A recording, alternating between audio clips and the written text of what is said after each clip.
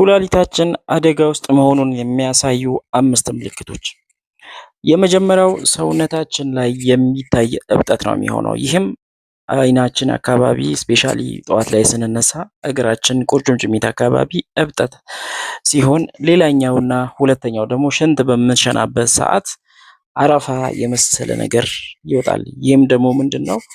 ግልኮስንና ስኳርንና ፕሮቲንን ሽንታችን በሽንት ምክንያት እየወጣ መሆኑን ያሳያል። ሌላኛው ደግሞ ኮንስታንት የሆነ ተከታታይ የሆነ የድካም ስሜት። ይህም እንዴት ነው ብትሉ ኩላሊታችን ነጭ ደም ሴልን የሚያመርት ዋነኛው እገዛ የሚያደርግ ስለሆነ ያንን ማድረግ ሲያቅተው ወደ ሰውነታችን የሚደርሰው የኦክሲጂን መጠን ይቀንሳል። በዚህ ምክንያት የድካም ስሜት ይሰማናል።